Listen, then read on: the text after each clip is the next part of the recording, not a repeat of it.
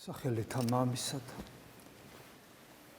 და ძისათა და სულისაწმინდისათა ქრისტე აღსდგა რატომ ჭირს ზოგადად და გვიჭირს შესაბამისად ჩვენ ქრისტიანებს სულიერი ცხოვრება და ზოგადად რატომ არის რთული გასაგები ადამიანისათვის არსი ქრისტიანობის. იმიტომ რომ ჩვენი დაცემული ბუნების ცნობიერებაში ღმერთი არის ძალა, რომლის წინაშეც ჩვენ სამართლებრივად ვართ პასუხისმგებელი. შეიძლება ადამიანმა თქვას, რომ კი, მაგრამ ასე არ არის, ღმერთი ძალაც არის, ყოვლადძლიერიც არის და სამართლებრივადაც, იმიტომ რომ ვაშავებთ, ცოდვაში ვართ და პასუხისმგებლები ვართ. ეს არის ასე, მაგრამ ეს არის ნაწილობრივი სიმართლე და იმდენად ნაწილობრივი, რომ როცა ადამიანი აქცენტს ამაზე აკეთებს, რწმენა უკვე აღარ არის ამ სიტყვის დიდი გაგებით ქრისტიანული და მისი სულიერი ცხოვრებაც გარკვეულწილად მორღვეულია. ასეთი რწმენა ადამიანს უკეთეს შემთხვევაში ფარისევლად აყალიბებს და გადართულია მთლიანად გარეგან ღვთისმსახურებაზე. გარეგან ღვთისმსახურებას არავინ უარყოფს. იგი მნიშვნელოვანია.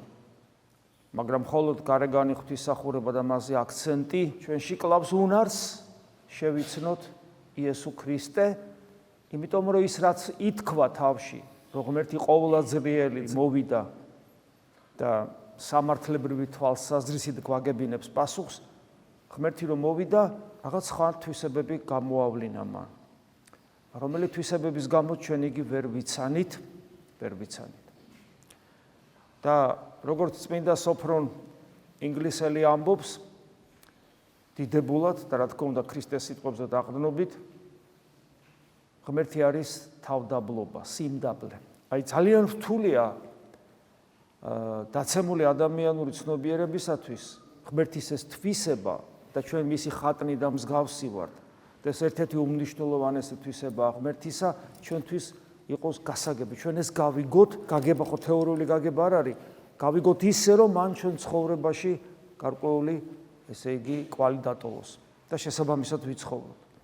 ძალიან რთულია. ღმერთი თავის სიდიადით არის არა მარტო გონება მიუწვდომელი, არამედ საშინელი თავის სიდიადით და შემზარავი, ხო, რომ აი უბრალოდ რომ ეცადო, არ გამოვა რა თქმა უნდა, მაგრამ რომ ეცადო და წარმოედგინო თუ ჯერ სამყარო რა დიადია თავისი გრანდიოზული გონება მიუწვდომელი მასშტაბებითა და საიდუმლოებებით და საშინელი შესაბამისად. და წარმოედგინეთ ამ ყოველივე შემოქმედი რა ძალას ფლობს და რა გონიერებას ფლობს და რა ესთეტიკას ფლობს და ყველაფერი რა მშვენიერია, ხო? აი ეს ყველაფერი წარმოედგინეთ. და თან ეს ყველაფერი არა მარტო შექმნა, არამედ ხელთ უპყრია, მისი ნებით არსებობს ყოველივე, ცოცხალი შესაბამისად, რადგან გონიერება აქვს, თავისუფლება აქვს, ნებელობა აქვს, წარმოედგინეთ, ვინ არის ღმერთი. და ეს წარმოდგენა საჭიროა, იმიტომ რომ ჩვენ მას ვესაუბრებით. წარმოედგინეთ, ჩვენ ვესაუბრებით და თან გვაქვს კადნიერება, შვილებრივი, რომ მას მამა უწოდოთ. ხო, აი ეს რეალობაა, ხო, ქრისტიანობაში. მაგრამ კიდევ უფრო შემზარავია, კიდევ უფრო საშინელია თავისი დიადით, კიდევ უფრო გონება მიუწვდომელია. და მეცეს გეტყვით, გარკვეულწილად არანაკლებ დამდრგუნველია ის, რომ დიადი ღმერთი ესე ამგვარად თავს იმდაბლებს. ადამიანად მოდის და ჩვენს ცხოვრებაში შემოდის. და ლამის გვეხვეწება, რომ გადაგვარჩინოს. გესმით?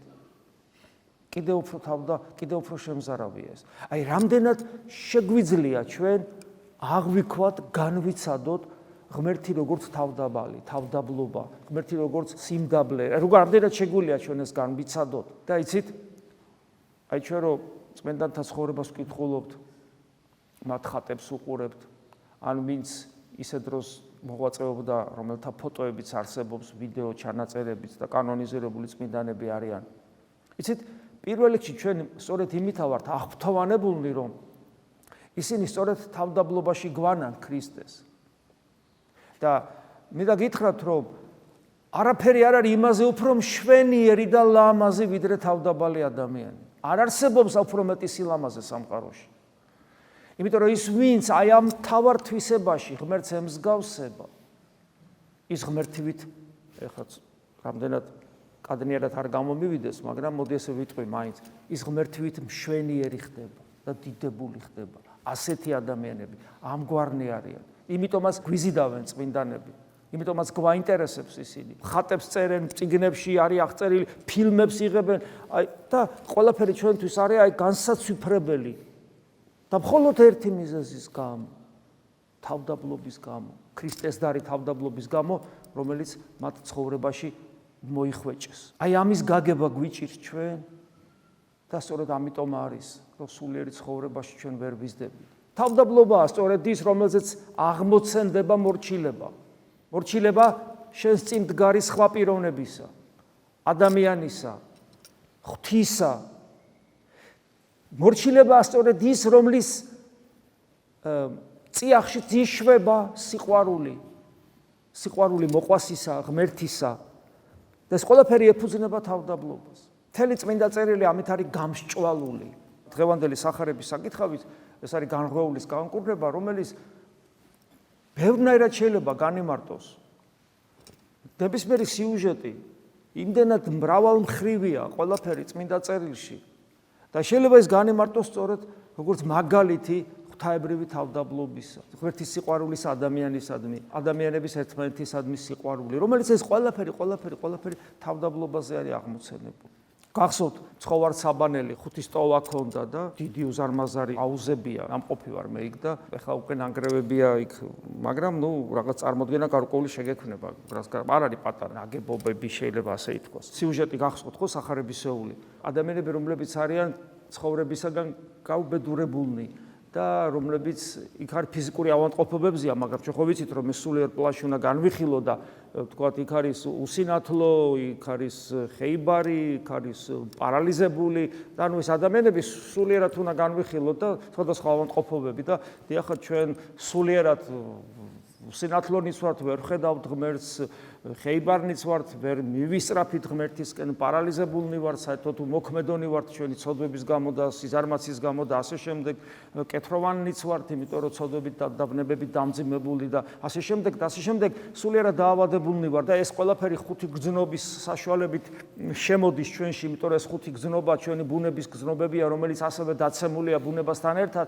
და მოკლედ ჩვენ ვართ ამ სოფელში, აი ამგვარად დაზიანებულნი და არა გვაქვს უნარი ღვთის ხედვისა, ღვთისაკენ სწრაფისა, ღვთისადმი ერთგულებისა, ვერ ვერავით ჩვენ ნებებს, ვერ ცოდვებს. აი ამგვარ მდგომარეობაში ვიმყოფებით. ანგელოზი წლით-წლით აღამღრევდა წყალს და ვინც მოასწრებდა ჩასვლას ინკურნებოდა. ანუ ეს ერთგვარი სიმბოლური, ეს ხდებოდა, მაგრამ ერთგვარი სიმბოლური სახე ღვთის განკაცებისა, ღმერთის ჩვენთან მოსვლის, ანუ კაცობრიობა ზოგადად ქრისტემდე და დღევანდელ დღეს ადამიანთა ის ერთობა, რომელიც ქრისტეს გარეშე ცხოვრობს და თითოეული ინდივიდი, რომელიც ასევე ღმერთის გარეშე ცხოვრობს და ეს ყველაფერი საკუთარ თავში აქვს, ეს უბედურება, ხო?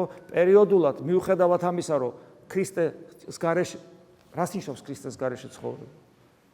ანუ ის, რომ ჩვენ ჯერ არ მიუძღვენით საკუთარი თავი უფალს, არ ვართ მისკენ სწრაფი, არ ვართ კონცენტრირებული მასზე, გესმით? არ არის ის ჩვენი ცხოვრების საზრისი, ჯერ კიდევ არ არის. ხო, აი რაღაც ინდივიდის დონეზეც, ადამიანთა ჯგუფის დონეზეც, სახელმწიფოს ერის დონეზეც, მთელი სამყაროს დონეზეც, ქრისტემდე, ქრისტეს მერე პრინციპი არ და იგივეა.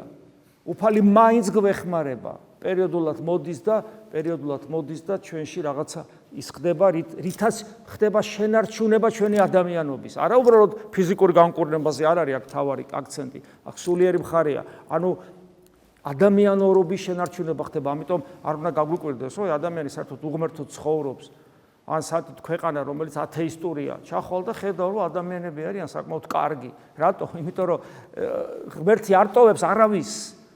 სრული ათეისტური სახელმწიფოები არსებობს, ეხლა ხო არ ჩამოთვლი, უხერხულია, არსებობს ათეისტური სახელმწიფოები დღეს, სადაც თითქმის 100% მოსახლეობის ათეისტები არიან. რა საცოდავები არიან, წარმოიდგინე.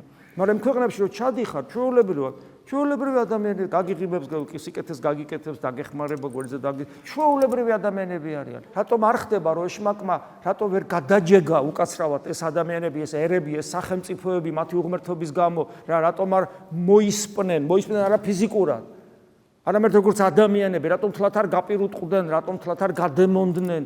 იმიტომ რომ ღმერთი არ ტოვებს, იმიტომ რომ აი როგორც წერია, ჩამოდის და წლით აღამღურებს აი მათი ცხოვრების ზღვა იმღურება და ადამიანები იმკურნებიან მასში მყოფნი, ამ ცხოვრების ზღვაში მყოფნი. მაგრამ სულ სხვა არის, როდესაც ქრისტეს ვიღებთ ჩვენს ღმერთად და ქრისტე შემოდის ჩვენს ცხოვრებაში, ჩვენს ქვეყანაში, ჩვენს სამშობლოში, ჩვენს ერთობაში, ჩვენს გულში, ჩვენს სულში. სხვა არის, როცა შემოდის უფალი. როდის შემოდის? და აქ არის ასევე სიმბოლური რიცხვი 38.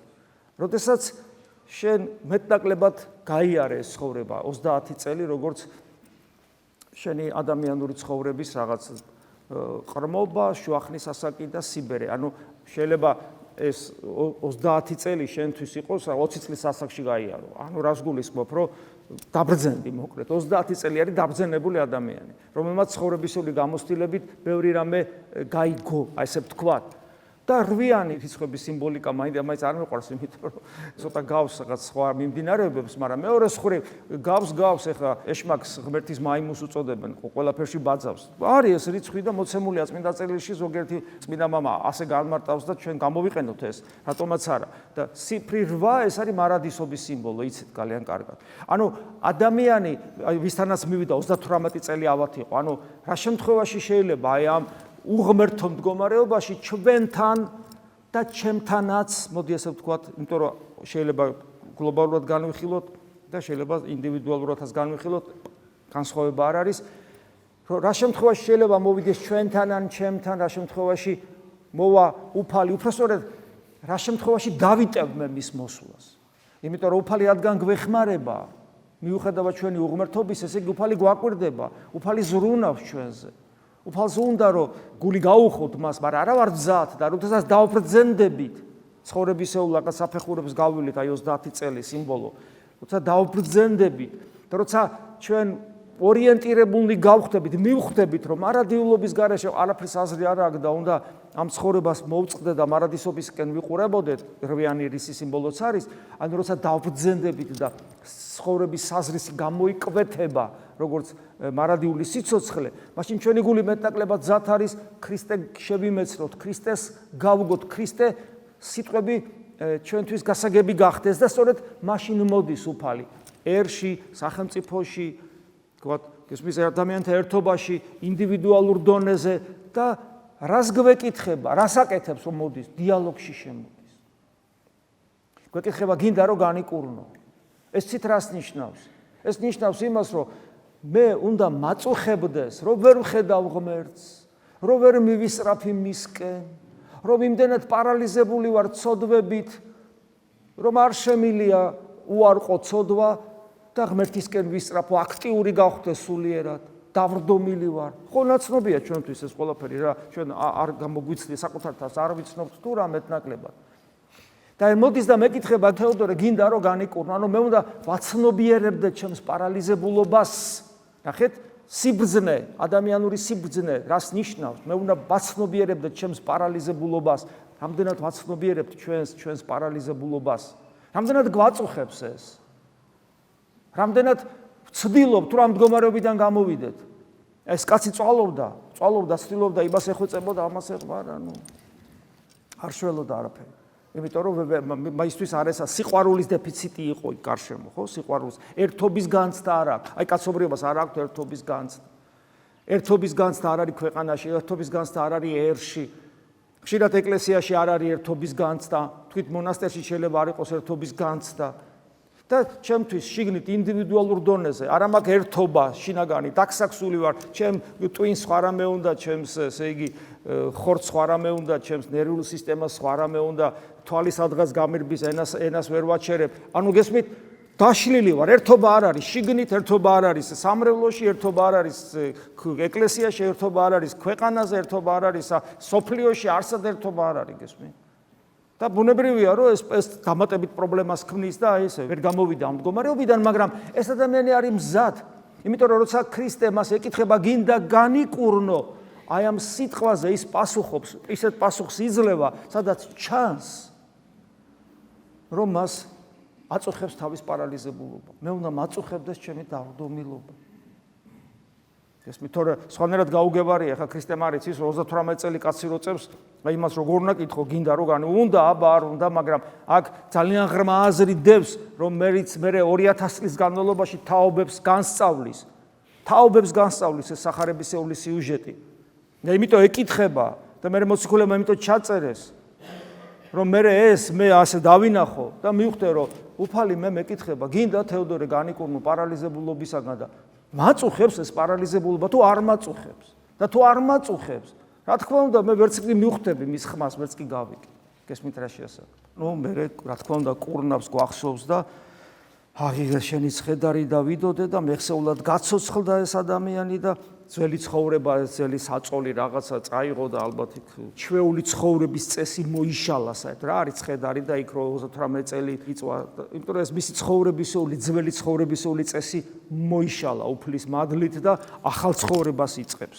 ახალ ცხოვრებას ბევრი რამე ეწინააღმდეგებოდა. ეწინააღმდეგება, ესე იგი, დაძველებული უქრისტეოდ დარჩენილი რელიგიური წესი. შაბათია, კაცო, შაბათია ეუბნებიან ფარისევლები. უქრისტეოდ დარჩენილი რელიგიური წესი. ეს ველად ხმაში იყო ადამიანი კითხავს, ეხლა შეიძლება არ იყოს. აი ადამიანი კითხულობს დაუჯდომელს მაგალითად. და რომ დაასრულებს, აბა რა გაიგე ეტყვი. ესმის ფსალმუნებს კითხულობს, რას მიხვდი? სახარებას, ან არ კითხულობს, საერთოდ სახარებას არ წმინდა მამებს მოდის პირსაღებს ეზიარება. და ვის ეზიარები, როცა არ იცი რა უნდა? ესმის რას გთხოვს, რა არის მისი ნება, რა მაგალითს გაძლევს, ეს არ გაინტერესებს, მარტო პირსაღებ ეზიარები და ეს არის უქრისტეო რელიგიურობა. ესმის უქრისტეო რელიგიურობა. ამიტომ ჩვენ უნდა განვიკორნოთ უქრისტეო რელიგიურობისაგან, იმიტომ რომ უქრისტეო რელიგიურობა ქრისტეს წინააღმდეგ ილაშქრებს, როგორც აქ ფარისევლებს ემართებათ. და მე ეს თვითონ ფაქტი, რომ ის მდგომარეობა, რომ ესე იგი ვერავინ ვერ ეხმარება. ანუ იქ არიან ადამიანები და ერთობა არ აქვთ. და როცა განიკურნება, მე ეჭვით უყურებენ, ვინიცის შურით, გაბრაზებით. ესე იგი არ უხარიათ ადამიანის წარმატება, გესმით? არ არის ერთობის სული, სხვათა შორის ერთობის სულის დეფიციტი ხო სულ არის და ახლაც გეუბნები და აი ერთობის სულის დეფიციტს რა ქმნის და რითაც დავიწყე. რატომ არის რთული სულიერი ცხოვრება? იმიტომ რომ ადამიანს უჭირს გაგება იმისა, რომ რა არის ღმერთის ერთ-ერთი უმთავრესი თვისება, თავდაბლობა. და შესაბამისად ვართ ხატი და მსგავსი მისი მას მივბაძოთ, ვისწავლოთ მისგან, ისწავლეთ ჩემგან, რამე თუ მშვიდ ვარ და მდაბალ გულით ამბობს უფალი ჩვენი იესო ქრისტე. აი ეს გვიჭირს და თავდაბლობის დეფიციტი ქმნის პრობლემებს ურთიერთობაში, სამრევლოში, მონასტერში, ოჯახში, ცოლ-ქმარს შორის, დედმამიშვილებში, მეგობრებში, ქვეყანაში, პოლიტიკაში, ერში, მთლიანად ეკლესიაში, დედამიწაზე ყველგან ეს ქმნის პრობლემას. მე მინდა აი ამასთან დაკავშირებით ერთი საინტერესო პასაჟი აღმოგიკითხოთ. ყველა იცნობთ მამა ემილიანე ვაფიდისი, ეს უდიდესი მოღვაწე მე-20 საუკუნის, რომელიც 21 საუკუნის დასაწყისში გარდაიცვალა, ათონის სიმონა პეტრეს მონასტრის წინამძღვარი იყო. მისი წიგნები სადაც კი წააწყდებით იკითხეთ, ეს არის ძალიან დიდი მამა არის, ალბათ მისი კანონიზაცია მოხდება თავის დროზე და ძალიან საინტერესო რაღაცას ყვება. თავისი კომენტარებიც კი არ არის საჭირო და მე იცით, მე მგონია, რომ მრავალ ჩვენთაგანს ეხება ეს, რასაც ახლა ჩვენ წავიკითხავთ და თუ ვინმე რომელიმე ჩვენგანი აქ საკუთარ თავს დავინახავთ, მადლობა უთხრათ ღმერთს, კი არ გვეწყინოს, მით უმეტეს ჩემგან მოგეწყინებათ. საკუთარი, იმიტომ რომ ზოგს აქ ხოლმე ეს უცნაური რაღაცას რომ ამბობ ამბიონიდან, გონია რომ ასე ვლაპარაკობ და მე ბუზღუნებს. ხო და მე არავის არ ვლაპარაკობ, მე პირველ რიგში ჩემ თავზე ვლაპარაკობ. არც თქვენგანში არ არის ცოდვა, რომელიც ჩემში არ იყოს. თქვენ ხომ ახსარებებს მეუნებით, მე თქვენ არ გეუნებით ახსარებებს. და თქვენ რომ ჩემთან ახსარებებზე მოდიხართ, თქვენ რომ ამბობთ რომ ესეთი ვარ, მე გიდასტურებთ რომ მეც ესეთი ვარ გულში. ასე რომ ეს ჩემ თავზეა პირველ რიგში, მაგრამ თუ ვინმე ამაში საკუთარ თავს დაინახავს, ღმერთს მადლობა უთხარით, რომ თქვენ მადლი გეხმარებათ, რომ გამოხვიდეთ აი ამ სიამაყის და ამპარტავნების აი ამ საშინელი მდგომარეობიდან. ესეთ სიუჟეტს ყვება მამა ემილიანე. მოდის ადამიანი მონასტერში, რათა მონაზონი გახდეს. მოიხედა ეხლა ამ ადამიანმა მონასტერში და მეორე დღეს ეუბნება წინამძღვარს. ეხლა ეს მონასტერზეა ჩვენ, მაგრამ გვეხება იმდენად, რადგანაც მონასტერი რა, ეკლესიაა და ერთობაა და ჩვენც ერთობა ვართ, დიდი განსხვავება კი არ არის. ეუბნება წინამძღვარს. მე ვფიქრობდი, რომ აქაური ძმები წმინდანები არიან. აქ ხომ ადამიანს რომ მოვა, მგონია რომ ესე იგი ყველა არის ფთაშესხმული ანგელოზი მოძღვრის ჩათვლით. და ეს რატომ უხარია ადამიანს აქ რომ მოდის? მე უნდა რომ ეს ფთაშესხმული ანგელოზები მოძღვრის ჩათვლით ყველა მას მოემსახუროს და მოეფეროს. ეს დამოკიდებულება აქ მოვიდა 64-ში მოდის. ადამიანი მოდის ეკლესიაში, გონია რომ 64-ში მოვიდა, აი რომ 64 იმ გაგებით რომ ყველა წმინდან და ყველა მას ეფერება. და ეს არის მისთვის მნიშვნელოვანი. მე ვფიქრობდი რომ აქაური ძმები წმინდანები არიან, მაგრამ აი ერთმა არასწორად მითხრა რაღაც. მეორემ საერთოდ უხეშად მიპასუხა მონასტერში. მესამემ ჩემს თვალწინ ვაშლი მოწყვიტა. გამოდის რომ გემოთ მოყარია. იცით რომ მონასტერში ჭამენ მაშინ როცა ჭამენ, დაირეკება შევლენ ჭამენ და შუალედებში არაფერს იღებენ და ერთ-ერთმა ზვამ ეთყობა ლამაზი ვაშლი დაინახა მოწყვიტა და მან ეს დაინახა. გამოდის რომ გემოთ მოყარია და მე კითხვას ვსვამ. ესაა მონასტერი, წინამძღვარს ეუბნება. პრეტენზია. აი აქ მინდა საკუთარი თავი დავინახოთ. პრეტენზიულობა. ესაა მონასტერი. ესენი არიან ქრისტიანები და წმინდანი. ესაა მონასტერი. დასკვნას აკეთებს მამა ემილიანი. ერთი სიტყვით აი ამ მორჩილს არ ძალუც ცხოვრებისეული პროზის სათანადოდ მიღება. პოეტური აზროვნება აქ რა, რომ აი აქ არის ყველაფერი გარითმული და მშვენიერი და მუსიკასავით. არ დახვდა პროზა ჩვეულებრივი. არ ძალუც ცხოვრებისეული პროზის სათანადოდ მიღება. თუ ეს მორჩილი წასვლას გადაწყვეტს, არ მოეწონა და უნდა წავიდეს. ნახეთ რას ამბობს. ჩვენ არათუნებას დავთავთ, არამედ ვურჩევთ და ხელსაც შეუწყობთ, რომ ასე მოიქცეს. ხედავთ რას ამბობს. წავიდესო რა, პირიქით კაია რომ წავიდესო ასეთი ადამიანი მონასტრიდან. მას არ შეუძლია იცხოვროს მონასტერში ასეთ ადამიანს. რადგან არ აქვს უნარი გაიგოს და რისი უნარი არ აქვს ამას. რადგან მას არ აქვს უნარი გაიგოს, რომ ყველაზე დიდად ამაყი და ცოდვილი თავადაა და რომ საკუთარ თავს ცოდვილად მოიხსენებდეს, მე ცოდვილი ვარ. ყოიციანად. ამით მხოლოდ ეგოიზმს ავლენს. გესმით? რა სიტყვებია აქ მამა ემილიანეს? ეს არის უძვირფასესი მაგალითი ჩვენთვის, ჩვენს გამოსაფხიზლებლად, რომ დავანებოთ სხვებს თავი, სხვების სწორ არასწორ საქციელს და მხოლოდ საკუთარი თავით დავკავდეთ. ეს არის პირველი ნაბიჯი იმ ქრისტეს დარი სათნოებისკენ, რომელსაც თავდაბლობა ქვია, რომლის გარეშეც არ არსებობს ცხონება, არ არსებობს ღმერთთან მიახლოება, რომლის გარეშეც ცოდვილებად დავრჩებით. და აი, როცა განღოლს განკურნავს, მე ესეთი რამე წერია, ამის შემდგომად პოვა იგი იესო მიპოვა ეს ადამიანი ტაძარსა შინაგ. ის გასაგებია სიუჟეტი ტაძარში, მაგრამ ჩვენ როგორ გავიკოთ, ქრისტე, რომელიც შენ გკურნავს რას ნიშნავს? წმენას გაძლევს და გაძლევს შესაძლებლობას ქრისტე იხილო. ამის მერე ქრისტე კიდე ერთხელ ხომ მოვიდა და მოგცა შესაძლებლობა ქრისტეს ხილვისა. უნარი. მერე კიდე მოდის და შენს ტაძარში შემოდის, შენ შიგნით შემოდის, ჩვენ ვართ ტაძარი ღვთისა. ჩვენ შიგნით შემოდის, გესმით? თუ ჩვენ შიგნით ქრისტე არ შემოუშვით, ის რომ რწმენა მომეცეს არაფერს არ მაძლევს. ამაზე ბერჯელ გვისაუბრია, რწმენა რომ მოგეცა, ეს რწმენა უნდა გეხმარებოდეს, გადადგა ნაბიჯი, ვინც ირწმუნე, დაიწყო ცხოვრება შენი რწმენის შესაბამისად, რომ შენ შინაგანად განმზადდე როგორც ტაძარი, რომ შენში შემოვიდეს იესო ქრისტე. და რომ შემოვა შენში რას გეუბნება და რქვა მას, აჰა ცოცხალი იქმენ და ნურღარას წოდავ, რათა არა უძვირესი რაიმე გეყოს შენ. ჩვენში რო შემოდის, კიდე გვაფრთხილებს, რომ შენი თავისუფლება კი არ გაუქმებულა, მე შენ წმენა მოგეცი, განკურნე, ეხლა მე შენში შემოვედი, კიდე დიალოგში ვარ, მაგრამ იცოდე, შენი თავისუფლება არსად არ წასულა. შენ შეიძლება აი ყველაფრის მერე ისევ ზურგი მაქციო და ფრთხილად იყავი, ნუ ცოდავ, ანუ ნუ ამცდები მე. ცოდვარი აცდენა, ნუ ამცდები, როგორ ჩემ ნებას ნუ აცდები, თორემ უარესი დაგემართება. ეს არის ეს გაფრთხილება იმპერატიული ტონით ქრისტესი, რომელიც ჩვენთვის ყველასთვის ძალიან მნიშვნელოვანია. და იმისათვის რომ არ ავცდეთ ღვთისნებას უპირველესი რაშიც უნდა, რომელ სათნოებაშიც უნდა ვივარჯიშოთ, ეს არის ქრისტეს დარი თავდაბლობა. ამინ. მადლიუფლისა ჩვენისა იესო ქრისტესი და სიყვარული ღვთისა და მამისა და ზიარება სულისა წმინდისა იყოს თქვენ ყოველთა თანა. ამინ. ქრისტე აღსდგა.